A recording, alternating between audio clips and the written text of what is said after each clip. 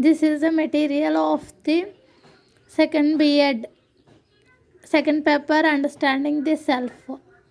In this, the topic is independent thinking. We see independent thinking is nothing but it is one innate ability to depend on our own judgments and inferences. Independent thinking is the individual's strength. Independent thinking signifies performing something according to your own beliefs and opinions.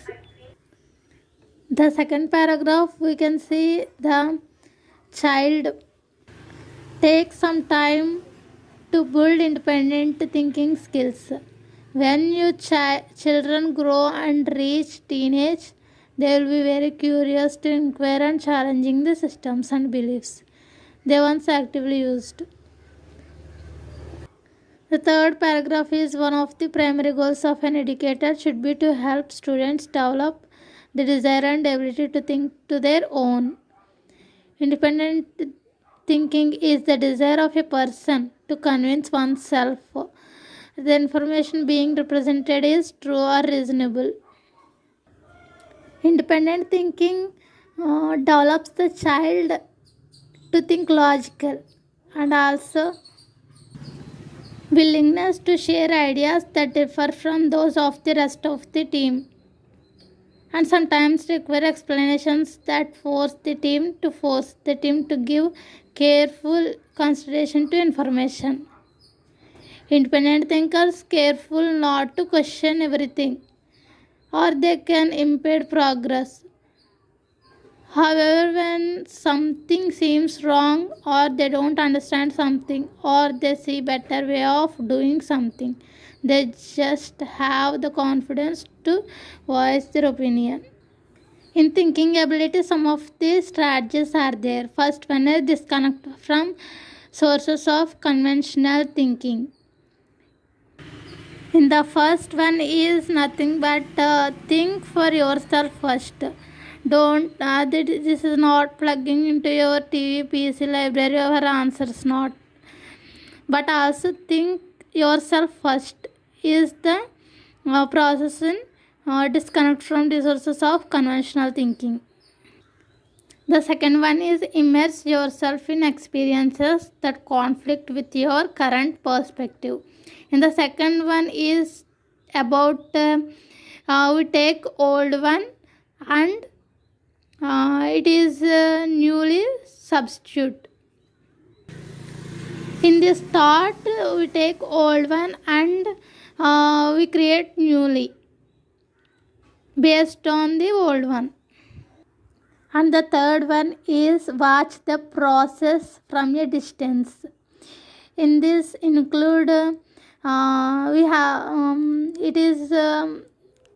we have opportunities to ridicule your own beliefs and explore new angles. We can live the normal life and thinking creatively. And the fourth one is randomize your sensory inputs. In this include instead of visiting some places, eating the same foods, talking to the same people, you can actively pursue new experiences. If you truly want to think independently, you need to get outside your comfort zone. And the fifth one is practice disbelief. In practice disbelief, you can develop the habit of thoughts and wisdom and also logic. And the sixth one is sequencing instruction. In the sequencing instruction, we follow the one method to promoting students sense of discovery. In example, one science teacher organizes his physical science class into circus labs like that. The seventh one is recovery from mistakes. In recovery from mistakes, in learning we have some errors. The errors and mistakes are we recover in learning. And we see examples in grammatical structures, textbook, and also on previous essays like that. The eighth one is setting goals. In setting goals, the independent thinkers have some goals. In that goals achieve their own way. The teacher also give instructions to the students to achieve their goal. And the ninth one is don't try to impress, do what is best. Here in this, don't try to impress anyone. You must always try and do what is best for the given task. And also take decisions of your own. And the 10th one is use logic at all the times. In use logic at all the times includes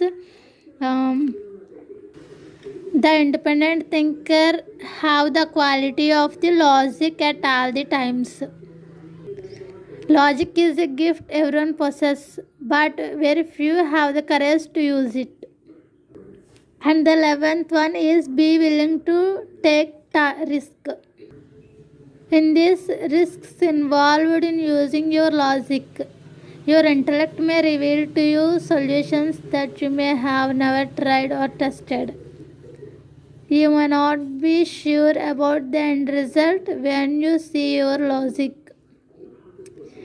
Be willing to use your logic as it may show you new paths and methods which you may have ever explored. And the 12th one is have the courage to accept failure. In this, we have the courage to face our failures. We are getting failure, then try new ways and explore new methodologies. Trial and error is a part of research, and you cannot succeed if you fret. Failure also we accepted in our daily life. Failure is stepping stones for success. We have the courage to accept the failure. In these strategies of thinking, how the individual thinker face the problems. Okay, these are the strategies in independent thinking. Thank you.